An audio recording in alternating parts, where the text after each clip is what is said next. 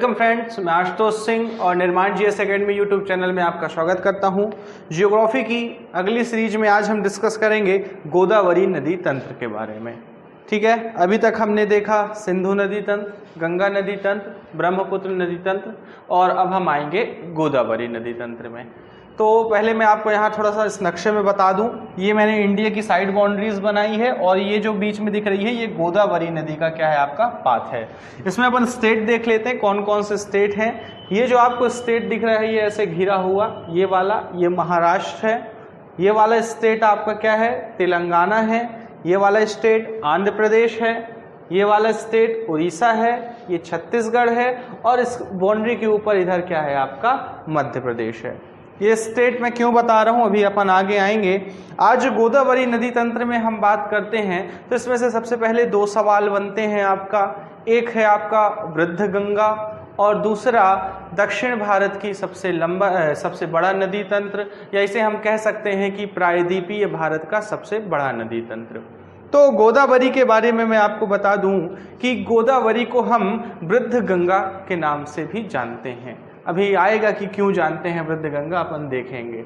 दूसरी बात बता दूं कि यह प्रायद्वीपीय भारत का सबसे बड़ा नदी तंत्र बनाती है। प्रायद्वीपीय भारत मैं एक बार फिर से आपको बता देता हूं कि भारत का वह एरिया जो तीन ओर समुद्र से घिरा हुआ है वो अपन प्रायद्वीपीय भारत या पेनिनसुला इंडिया कहेंगे। ठीक है, प्रायद्वीप में पहले बता चुका हूं क्या होता है। तो अपन यहाँ पर जनरल लेंगे तो ये गुजरात से लगना समुद्र चालू हो जाता है और इधर पश्चिम बंगाल तक, मतलब अगर अपन ये बॉन्ड लाइन खींचे इन दोनों को मिला के तो ये नीचे वाला भारत आपका क्या कहलाएगा, प्रायद्वीपीय भारत कहलाएगा।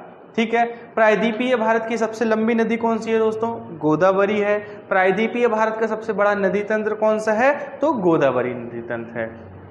गोदावरी नदी तंत्र की बात करें तो यह भारत का तीसरा सबसे बड़ा नदी तंत्र बनाता है। ठीक है, पहले नंबर पर कौन बनाता है, गंगा बनाता है, गंगा नदी तंत्र बनेगा। दूसरे पे बात करेंगे तो कौन सा बनता है आपका, सिंधु बनेगा। तीसरे पे अपन बात करेंगे तो कौन सा बनेगा, गोदावरी नदी तंत्र बनेगा। अब बात करते हैं गोदावरी के उद्गम की, कि गोदावरी का उद्गम कहाँ होता है। तो दोस्तों गोदावरी का उद्गम जो होता है वह महाराष्ट्र के पश्चिमी क्षेत्र में, ये महाराष्ट्र का जो नक्शा है इसके पश्चिमी क्षेत्र में जो पश्चिमी घाट पर्वत श्रेणी है, या हम एक बात से कहें भ्रंश पर्वत है। कौन सा, पश्चिमी घाट। ये आप देखेंगे तो महाराष्ट्र, गोवा, कर्नाटक में विस्तृत है। तो पश्चिमी घाट के पूर्वी ढाल से इस श्रेणी का क्या होता है, उद्गम होता है। अगर हम बात करें तो इधर ये आपका क्या दिखाई देगा, पश्चिमी घाट पर्वत। ठीक है, कुछ ऐसे।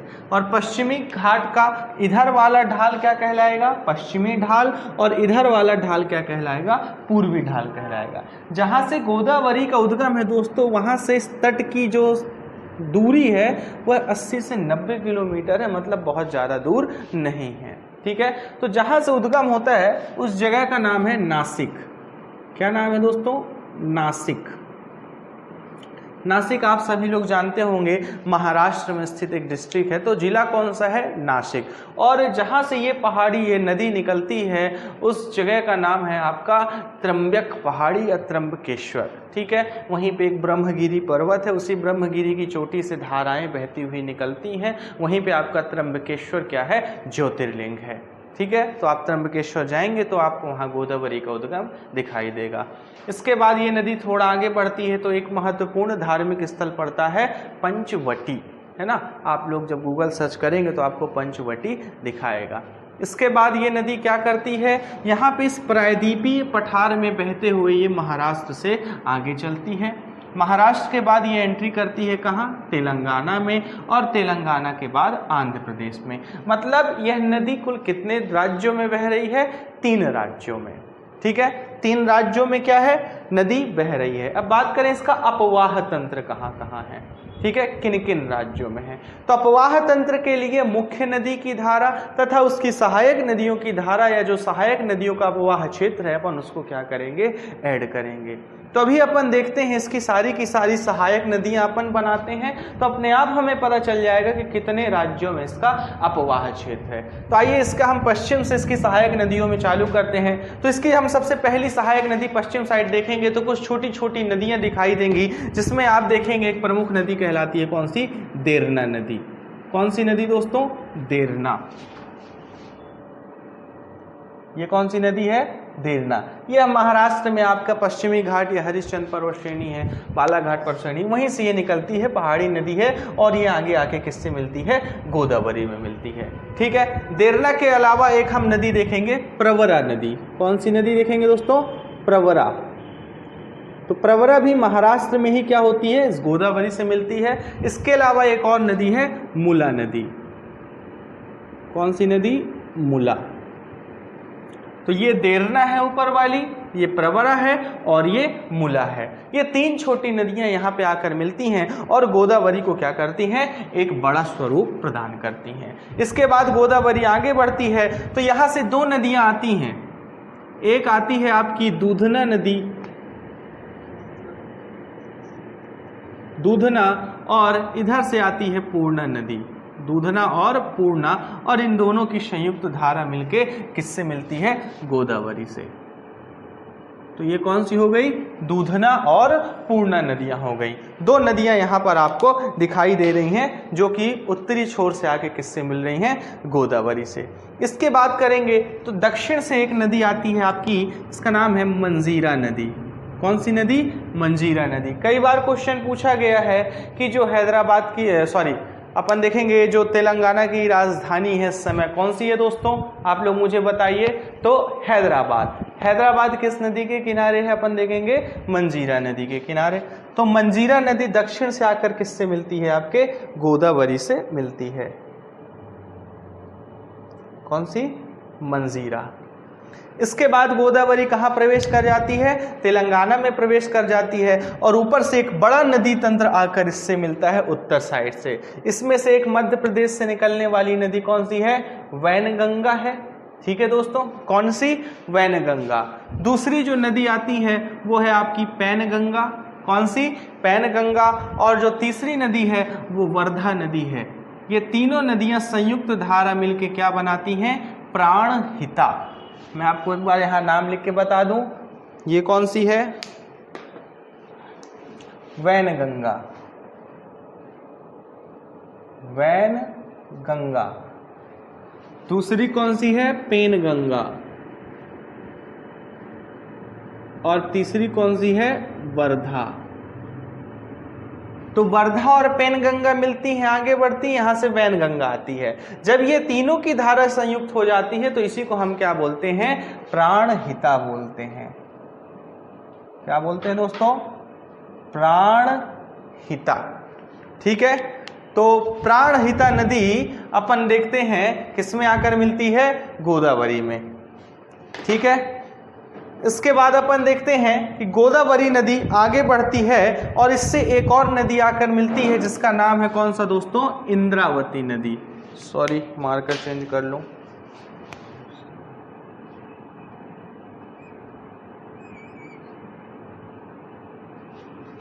ये कौन सी है आपकी? इंद्रावती नदी। तो इंद्रावती नदी आपके छत्तीसगढ़ दंडकारण्य पठारवा उड़ीसा का जल लेकर कहाँ आती है? आपकी गोदावरी में मिलती है। ठीक है। इसके बाद अपन देखते हैं उत्तर से दो नदियां और आती हैं। एक का नाम है सिलेरू और एक का नाम क्या है? सबरी। सिलेरू और सबरी। तो एक धारा सिलेरू की आती है और एक सबरी की आती है और ये दोनों संयुक्त होकर किससे मिल जाती हैं? गोदावरी से।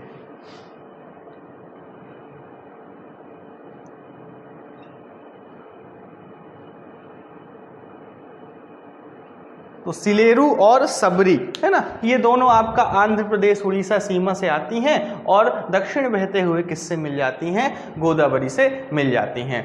इसके बाद दक्षिण से दो और नदियां देखते हैं। एक नदी आती है मनेर नदी। कौन सी नदी दोस्तों? आपका मनेर नदी। मनेर नदी आपका तेलंगाना पठार से निकलकर गोदावरी में मिलती है। और एक और नदी है कौन सी? किन्नार सानी। ये एग्जाम में पूछी गई है दोस्तों, किन्नार सानी।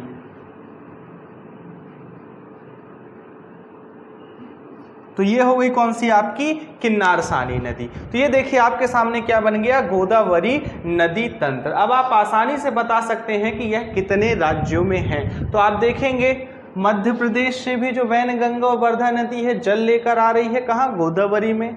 छत्तीसगढ़ से और उड़ीसा से इंद्रावती नदी लेकर जल आ रही है, गोदावरी में। इधर देखेंगे आंध्र प्रदेश में तो ये नदी बही रही है, किन्नार सानी भी आ रही है, तेलंगाना में और महाराष्ट्र में। तो देखेंगे अपन यहाँ पर कितने राज्य हुए, 1 2 3 4 5 6। तो कितने राज्यों में इसका अपवाह तंत्र है दोस्तों, 6 राज्यों में। आप एक बार इसका स्क्रीनशॉट ले लीजिए, मैं किनारे हो जा रहा हूं, स्क्रीनशॉट ले लीजिए सभी लोग।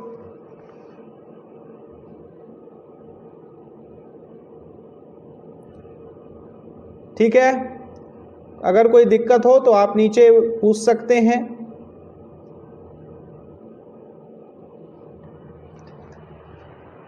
चलिए अब आगे बात करते हैं, इसके कुछ फैक्ट की बात करते हैं। ठीक है, अपन देखते हैं गोदावरी की कुल लंबाई कितनी है। तो गोदावरी की दोस्तों जो कुल लंबाई है वो है कितनी आपकी, 1465 किलोमीटर, 1465 किलोमीटर। ठीक है, ये इसकी कुल लंबाई है।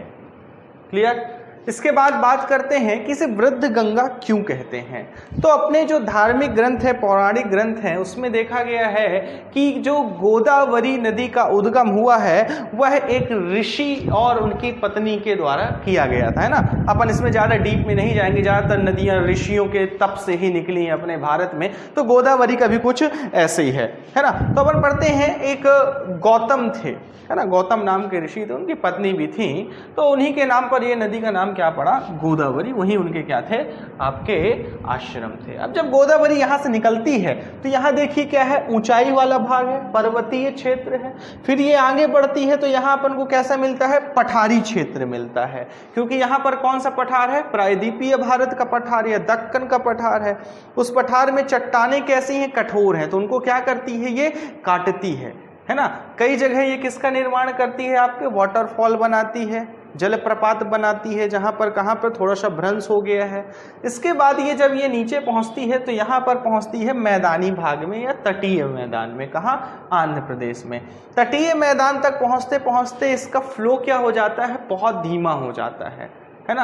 ये लगभग सागर तल के पास पहुंच जाती है, पानी की इसमें कमी हो जाती है। कारण ये है कि ये कैसी नदी है, मानसूनी नदी है, सदा नीरा नदी नहीं है, क्योंकि इसका स्रोत कोई ग्लेशियर नहीं है। इसमें जो मानसून का पानी है इसकी और इसकी सहायक नदियां, वही मानसून का पानी वर्ष भर इसमें जल की उपलब्धता प्राप्त कराते हैं। तो जब ये तटीय क्षेत्र में आती है, निचले क्षेत्र में आती है, इसका प्रवाह क्या हो जाता है, धीमा, जिससे ये कई धाराओं में बट जाती है। और वहां पर जब इसकी पहली 2 मुख्य धारा कटती हैं तो उन 2 मुख्य धारा का नाम क्या है, वृद्ध गौतमी और दूसरी वशिष्ठ गौतमी, है ना। वृद्ध गौतमी और वशिष्ठी गौतमी 2 धारा में बढ़ती है। फिर ये 2 धाराएं और कई धाराओं में बढ़ती हैं। फलस्वरूप गोदावरी नदी कई धाराओं में बटकर क्या बनाती है, डेल्टा बनाती है।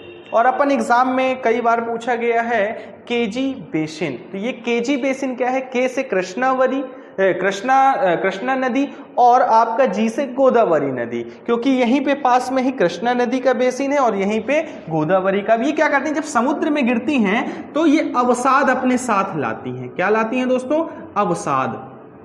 अब यहाँ पे गोदावरी का अवसाद जमा है और यहाँ पर कृष्णा नदी का अवसाद जमा है ना। तो ये दोनों क्या है, एक बड़ा बेसिन बनाती हैं, जिसको अपन क्या बोलते हैं, केजी बेसिन, जिसमें हाल में ही शेल गैस पाई गई है। ठीक है, ये एक प्राकृतिक गैस है। इसके अलावा हम देखेंगे ये जो बेसिन है, केजी बेसिन, सुंदरवन डेल्टा के बाद ये दूसरा मैंग्रोव वन का सबसे बड़ा बेसिन मिलेगा। क्या मिलेगा आपको, मैंग्रोव वन। फिर तीसरी बात करेंगे, जैव विविधता भी इस क्षेत्र में पाई जाती है। अपन देखेंगे क्योंकि यहाँ पे समुद्र का खारा पानी व नदी का मीठा पानी क्या हो रहा है, मिल रहा है, तथा अवसाद जो आए हैं वो भी क्या हो रहे हैं, जमा हो रहे हैं। उसमें निम्न प्रकार की काई जम रही है, नई नई वनस्पतियां जम रही हैं। तो एक केजी बेसिन यहाँ पे बना है, कृष्णा गोदावरी का बेसिन। एक बात समझिए, नदियां जब यहाँ अवसाद गिराती हैं तो धीरे धीरे ये क्या होता है, स्थल खंड बढ़ता जाता है, जल पीछे हटता जाता है। तो कुछ ऐसा स्ट्रक्चर यहाँ पर आपको क्या है, दिखाई देगा। यहाँ पर स्थल थोड़ा सा बढ़ा हुआ दिखाई देगा। ठीक है, तो ये थी बात गोदावरी और उसकी सहायक नदियों की। अब हम बात करते हैं कि इस नदी के किनारे कौन कौन सी प्रमुख जगहें स्थित हैं, किसके, गोदावरी के किनारे। तो सबसे पहले हमने कौन सा देखा, त्र्यंबकेश्वर। त्र्यंबकेश्वर नासिक के निकट ही स्थित है आपका, जहां से नदी निकलती है। तो यहां पर आप क्या बना लेंगे, त्र्यंबकेश्वर, है ना। क्या है, एक प्रमुख ज्योतिर्लिंग है। उस त्र्यंबकेश्वर के पास ही काफी ऊंची पहाड़ी है, आप जाएंगे बहुत ही मनोरम दृश्य वहां पर बनता है, सुबह सुबह तो और आनंद आता है उसको देखने पे। इसके बाद बात करेंगे, एक सबसे महत्वपूर्ण जगह है राजमुंद्री। राजमुंद्री आपको गोदावरी के निचले भाग में दिखाई देगा, आंध्र प्रदेश में। यहाँ पर राजमुंद्री क्यों प्रमुख है, क्योंकि तंबाकू अनुसंधान संस्थान जो पढ़ते हैं वो कहाँ है, राजमुंद्री। मतलब जो गोदावरी का दोस्तों निचला डेल्टा है, इसके आसपास जो आपकी मिट्टी पाई जाती है, लाल पीली मिट्टी, उसमें तंबाकू का उत्पादन होता है। तो दूसरा इंपॉर्टेंट जगह कौन सी है, राजमुंद्री। आप लोग कॉपी में नोट करते आइएगा, राजमुंद्री आपको आंध्र प्रदेश में कृष्णा नदी गोदावरी नदी के बगल में मिलेगा। इसके बाद तीसरी इंपॉर्टेंट बात करें, नांदेड़। नांदेड़ दोस्तों कहाँ है, महाराष्ट्र में है। नांदेड़ आपका कहाँ मिलेगा, महाराष्ट्र में मिलेगा। फेमस क्यों है नांदेड़, नांदेड़ फेमस है क्योंकि ये सिखों का एक प्रमुख क्या है, स्थल है। जिस प्रकार सिखों के लिए उत्तर भारत में अमृतसर इंपॉर्टेंट है, इसी तरह दक्षिण भारत में बात करेंगे तो सिखों की प्रमुख धर्मस्थली आपको नांदेड़ दिखाई देगी। ठीक है, चौथे स्थल की बात करेंगे दोस्तों, एक स्थान है रामागुंडम। रामागुंडम वर्तमान में आपको तेलंगाना में मिलेगा। रामागुंडम क्यों फेमस है दोस्तों, क्योंकि रामागुंडम एक तो मंदिर के हिसाब से भी फेमस है, वहां पर एक मंदिर स्थित है। दूसरा, रामागुंडम में आपका अगर ध्यान से देखेंगे, जब हम पढ़ते हैं अपने संस्थान, ऐसे संस्थान जहां पर क्या बनाया जाता है, आपका उर्वरक संयंत्र बनाया जाता है। तो रामागुंडम में भी आपको क्या मिलेगा, उर्वरक संयंत्र मिलेगा। आप जब सूची बनाएंगे भारत में स्थित उर्वरक संयंत्र की, तो उसमें रामागुंडम का नाम भी आएगा। इसके बाद अगली जगह देखते हैं अपन, कालेश्वरम। कालेश्वरम में प्रमुख शिव जी का मंदिर स्थित है। तो कालेश्वरम भी किसके किनारे है, आपका गोदावरी के किनारे। इसके अलावा एक और जगह है भद्राचलम। तो दोनों चीजें ध्यान रखिएगा, रामेश्वरम और भद्राचलम। अब यहाँ पर मैंने इन दोनों के स्टेट नहीं बताए हैं, ताकि सब चीज हम ही कर लेंगे तो आप क्या करेंगे। तो नीचे मुझे आप कमेंट बॉक्स में भद्राचलम तथा कालेश्वरम लिख के बताएंगे किस स्टेट में स्थित है दोस्तों। तो ये थे गोदावरी के किनारे स्थित प्रमुख कौन से आपके धार्मिक स्थल या शहर। और भी छोटे छोटे कई मंदिर हैं, पर वो उतने एग्जाम के हिसाब से अभी इंपॉर्टेंट नहीं है। खासकर अपन देखेंगे जब यूपीएससी और एमपीपीएससी की बात हो, है ना। जिन स्टेट्स की पीएससी है और उनमें वो स्थान इंपॉर्टेंट हो सकते हैं, पर ये एमपीपीएससी में उतने इंपॉर्टेंट नहीं है। फिर इसके अलावा हम बात करते हैं कि गोदावरी के किनारे स्थित प्रमुख फ्लोरा और फाउना। फ्लोरा और फाउना, फ्लोरा आपका क्या हो गया, आपका पेड़ पत्ती, और फाउना आपके जीव जंतु हो गए। तो हम मेनली बात जो करने जा रहे हैं इस टॉपिक पे कि कौन कौन से जैव विविधता वाले क्षेत्र स्थित हैं राष्ट्रीय उद्यान या वन्य जीव अभयारण्य। ये तो हर स्टेट के इंपॉर्टेंट है और लगभग हर दूसरे तीसरे एग्जाम में रिपीट होते रहते हैं। तो देखिए इसमें से क्वेश्चन किस प्रकार पूछेगा, निम्न में से कौन सा राष्ट्रीय उद्यान गोदावरी अपवाह तंत्र के अंतर्गत आता है। ठीक है, ऑप्शन ले लेगा डाचीगामा, ऑप्शन ले लेगा काजीरंगा, ऑप्शन ले लेगा कोरिंगा, और ऑप्शन ले लेगा आपका कौन सा, रणथंभौर। तो यहाँ पर आंसर क्या टिक होगा, आप कोरिंगा टिक मारेंगे।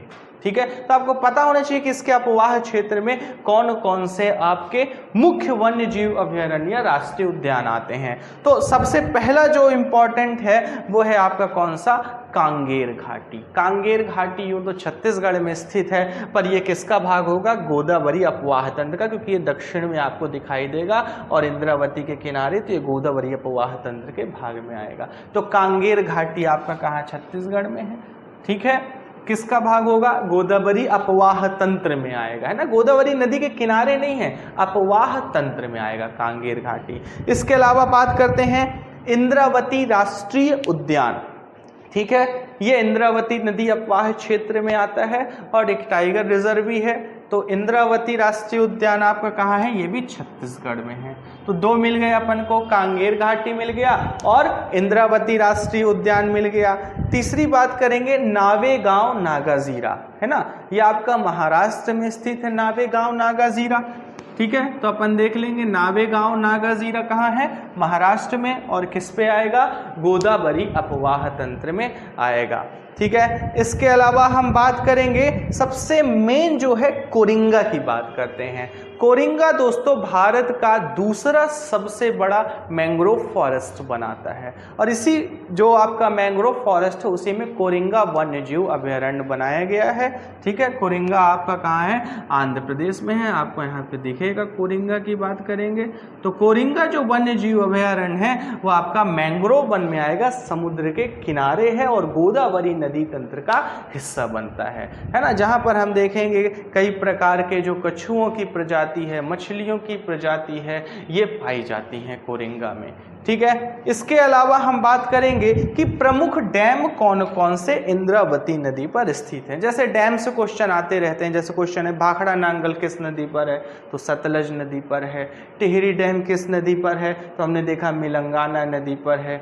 ठीक है, इसी तरह हम देखेंगे गोदावरी नदी पर जो प्रमुख डैम स्थित हैं उनको हम देख लेते हैं। तो इसमें जो सबसे पहला प्रमुख डैम आता है दोस्तों वो कौन सा है, जैकावाड़ी डैम। कौन सा, जैकावाड़ी डैम। जैकावाड़ी डैम कहाँ है, महाराष्ट्र में है। अपन जब भारत की प्रमुख परियोजनाएं पढ़ेंगे तो उसमें हम जैकावाड़ी परियोजना पढ़ेंगे। तो जैकावाड़ी डैम आपका कहाँ है, महाराष्ट्र में है। आप लोग बनाते चलिएगा, देखते चलिएगा, है ना, नोट करते चलिएगा। मैं लिख नहीं रहा क्योंकि यहाँ पे काफी भरा भरा हो जाएगा, कॉम्प्लिकेटेड हो जाएगा। जैकावाड़ी के अलावा हम दूसरी परियोजना देखेंगे, कालेश्वरम प्रोजेक्ट।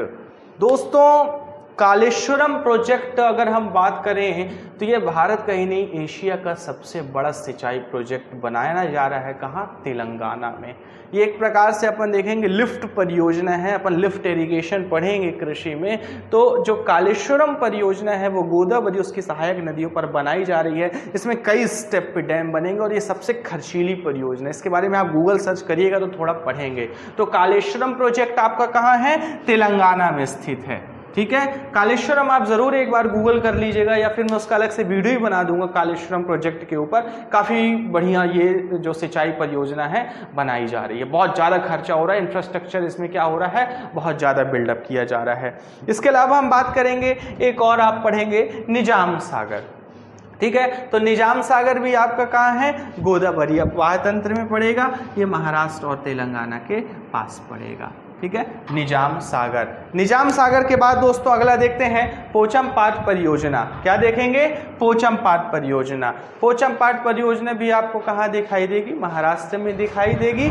इस पर आप ध्यान से देख लीजिएगा। पोचमपाट परियोजना कहाँ है आपका, गोदावरी नदी पर स्थित है। इसके बाद हम देखते हैं एक और है, अंग्रेजों के नाम काफी पुराना डैम बना था, सर आर्थर कॉटन ब्रिज।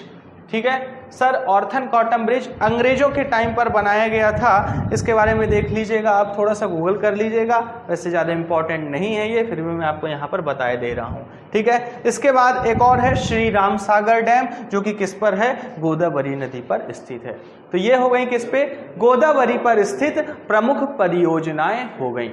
ठीक है, तो ये किसके बारे में था आपका, गोदावरी नदी के बारे में। अपवाह क्षेत्र की बात करें तो लगभग यह 3 लाख वर्ग किलोमीटर का क्या बनाती है, अपवाह क्षेत्र बनाती है। कितने राज्यों में बना रही है, 6 राज्यों में बना रही है। ठीक है, कितने राज्यों में फ्लो हो रही, तो 3 राज्यों में फ्लो हो रही। ये था किससे, गोदावरी से संबंधित प्रमुख तत्व। अब देखिए यहाँ पे मैंने इसकी सहायक नदियों का स्रोत या उद्गम नहीं बताया है क्योंकि ये बड़े एग्जामों में इंपॉर्टेंट नहीं है। जब ये आप उस स्टेट का एग्जाम दे रहे हो, जैसे आप महाराष्ट्र पीएससी दे रहे हैं, तब आप महाराष्ट्र से निकलने वाली सभी नदियों का क्या देखेंगे, ओरिजिन देखेंगे। पर जब हम इंडियन जियोग्राफी की बात करें तो हमें प्रमुख नदियां देखना है, उनके बारे में देखना है। जैसे गोदावरी गोदावरी अपन ने देखा, इसके अलावा आप इंद्रावती देख सकते हैं, वैनगंगा देख सकते हैं। बाकी छोटी नदियों के आपको ज़्यादा इंपॉर्टेंट नहीं है। हाँ, इन पर यदि कोई प्रोजेक्ट या परियोजनाएं चल रही हैं वो इंपॉर्टेंट आपकी बनेगी क्वेश्चन। ठीक है,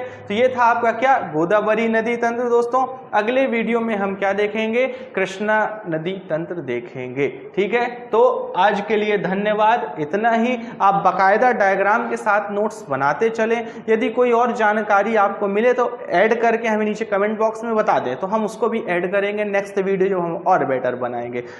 एक थोड़ा यहाँ पे गड़बड़ था, ये जो मंजीरा नदी थी दोस्तों, हैदराबाद एग्जैक्टली मूसी नदी के किनारे है। मंजीरा आपका दक्षिण से आती है और अपन देखेंगे निजाम सागर जो है अपन देखेंगे वो इस नदी पे स्थित है। ठीक है दोस्तों, तो इसको सुधार लीजिएगा। ये आपका डायग्राम पूरा बन गया है। धन्यवाद।